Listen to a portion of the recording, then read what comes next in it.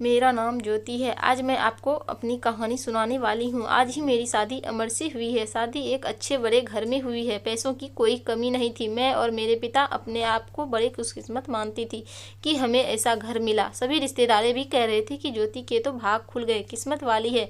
हम लोग उनके मुकाबले कुछ भी नहीं है। पिताजी के पुराने परिचित होने की वजह से मेरी शादी उस घर में हो गई। शादी के बाद मैं पहली बार उस घर में गई।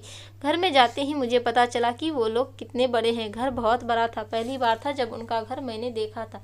सब कुछ बहुत अच्छा था। स्वागत का समय आ गया, लेकिन उसके पहले मेरी सास और ननद मुझे अकेले में ले गई। मेरी समझ नहीं आया। मुझे लगा कुछ बात करना होगा। उनके चेहरे उतरे हुए और डरे हुए थे, जैसे कि कोई बात वो मुझे करना चाहते हैं। मैंने कहा, उन्हें पूछा, क्या हुआ? आप दोनों इतने डरे हुए क्यों हो? मेरी सास बोली, बेटा हम तुम्हें कुछ बताना चाहते हैं, लेकिन तुम यह सुनकर हिम्मत रखना।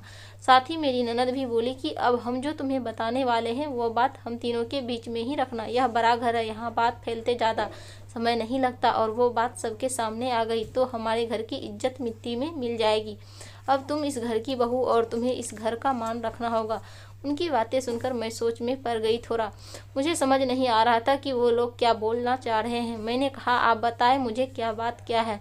मेरी सास बोली कि बहू, मेरा बेटा मर्द नहीं है। उनकी यह बात सुनकर मेरे होश उड़ गए। उन्होंने कहा कि मैं जानती हूँ कि तुम सोच रही होगी कि फिर हमने तुम्हें क्यों फंसाया, लेकिन हमारी थी मजबूरी। हम यह बात ऐसे बता नहीं सकते थे, वरना सभी को पता चल जाएगा। मेरा बेटा रात में अक्सर बाथरूम में ही रहता है। पता नहीं वहाँ क्या करता। जब भी उसे पूछो तो यही कहता है कि उसका पेट खराब है। कमरे में जाने के पहले अपने पति के लिए यह बातें सुनकर मुझे समझ नहीं आ रहा था कि मैं क्या करूं। मेरी ननद कहती है कि तुम उससे बात करना, थोड़ा समय उसके साथ बिताओ, फिर उससे खुलकर बात करो। अगर कुछ हो सकता है तो हमें ज़रूर करेंगे। हम तुम्हारे साथ हैं, तुम्हें अकेला नहीं छोड़ेंगे। सुहागरात वाली रात यह सब सुनकर मैं अपने कमरे में जा रही थी। मुझे अब डर लगने लगा था कि मैं कमरे में ही यही सब सोच रही थी कि मेरे पति अमर कमरे में आए। कमरे का दरवाज़ा बंद किया और दरवाजे से ही पेट पर हाथ लगाते हुए आए। बिस्तर पर मेरी तरफ पीठ करके बैठे और बोले कि उनका पेट खराब है। और कुछ ही सेकंड में वो उठकर बाथरूम में चले गए। बिल्कुल वैसा ही हुआ जैसा कि मेरी सास ने मुझसे कहा था। पेट खराब होते तो थोड़ी देर बाद वो बाथरूम से बाहर आ जाते, लेकिन वो करीब 1 घंटे तक बाथरूम में ही रहे।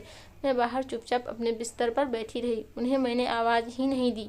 बस यही सब सोचते सोचते मैं बिस्तर पर लेट गई। करीब 2 घंटे बाद वो बाथरूम से निकले। मेरा अब उनसे बात करने का मन ही नहीं था। मुझे लगा कि मेरे साथ धोखा किया गया। वो भी चुपचाप अपने बिस्तर की साइड पर जाकर सो गए। सुबह मैं अपने आप को खुशकिस्मत मान रही थी और रात होते होते अपनी किस्मत को कोसने लगी।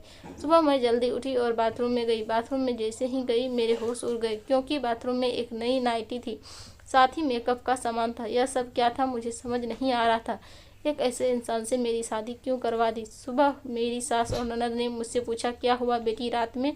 मैंने कहा, वही जो आपने बताया था। यह कहकर मैं रोने लगी। मेरी ननद ने कहा, माँ मैं कह रही थी ऐसे किसी लड़की की ज़िंदगी खराब मत करो, लेकिन तुम सभी ने मेरी बात नहीं मानी। अब यह क्या ऐसे ही घूट घूट कर यहाँ रहेगी? मेरी सास बोली कि बेटा तू जो भी फैसला लेगी हम तेरे साथ हैं, लेकिन तुझे यह वचन देना होगा कि यह राज तेरे मुंह से नहीं निकलेगा। अगली रात फिर वह कमरे में आए। मुझे अब उनकी तरफ देखने का भी मन नहीं हो रहा था। मैं चुपचाप अपना बिस्तर करके अपनी साइड पर सो गई, क्योंकि अब बात करने को रखा क्या था। उन्होंने भी अभी तक कुछ बात नहीं की। उसकी वजह भी मैं जानती थी। थोड़ी देर वो बिस्तर पर बैठे रहे और फिर उठकर वो बाथरूम में चले गए। मैं समझ गई थी कि वो क्या करना चाहते हैं। थोड़ी देर बाद बाथरूम से चीज़ें गिरने की आवाज़ आने लगी, कुछ टूटने की। थोड़ी देर बाद आवाज़ें रुकी और इस बार वो जल्दी ही बाथरूम से बाहर आ गए, आकर बिस्तर पर सो गए। हमारे बीच कोई बात नहीं हो रही थी। मैं तो यह सोच रही थी कि मैं क्या करूं। यही सब सोचते सोचते नींद आ गई। सुबह जल्दी उठी और फिर मैं बाथरूम में गई, लेकिन इस बार बाथरूम में जब गई तो कुछ बिखरा हुआ था। नई नाइटी को फाड़ दिया था, मेकअप का सामान बिखरा हुआ था। बाथरूम में कचरे में एक कागज़ भी था जिस पर लिखा हुआ था, टू माई ब्यूटीफुल वाइफ। मेरे मन में अब शक आया कि यह सामान और कपड़े कहीं और मेरे लिए तो इन्होंने नहीं रखे। लेकिन फिर मैंने सोचा कि मेरी सास और ननद मुझसे झूठ क्यों बोलेगी। अभी मैंने उनसे कुछ बात नहीं की। सुबह मेरी सास और ननद फिर मुझसे सहानुभूति जता रही थी। मुझे उनकी बातों से लगा कि वो चाहती है कि मैं अमर को छोड़कर इस घर से चली जाऊं। मुझे अब मेरी सास और ननद पर शक हुआ। मैंने घर की पुरानी नौकरानी से बात की। मैंने बातों बातों में उससे पूछा कि अमर कैसे हैं। वो बोले कि वो तो बहुत सीधे हैं।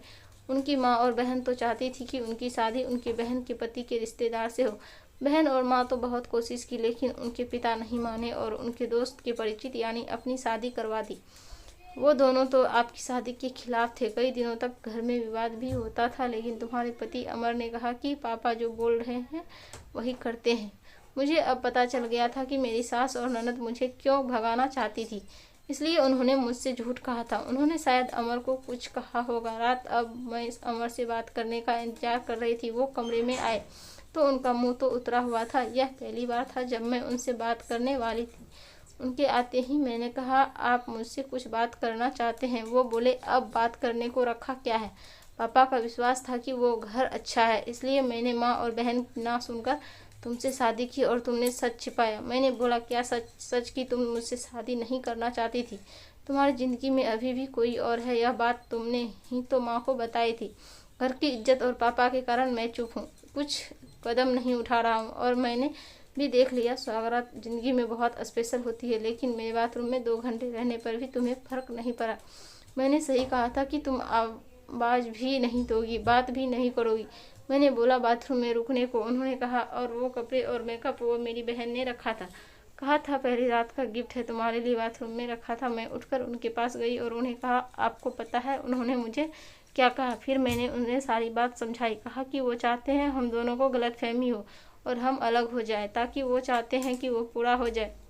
उन्हें गुस्सा आया, लेकिन मैंने कहा, नहीं, अब हम इस बात को यहीं ख़त्म करेंगे और किसी को कुछ नहीं कहेंगे। उस रात मेरी सारी परेशानी और गलतफहमी दूर हो गई। वो थी मेरी सही मायने में स्वागत। अगली सुबह मेरी सास और ननद ने मुझसे पूछा कि मेरा क्या फ़ैसला है, मैं क्या करने वाली हूँ। मैंने कहा कि मैं आप दोनों को माफ़ करके एक नई शुरुआत करना चाहती हूँ। आपको मुझसे कोई शिकायत नहीं होगी।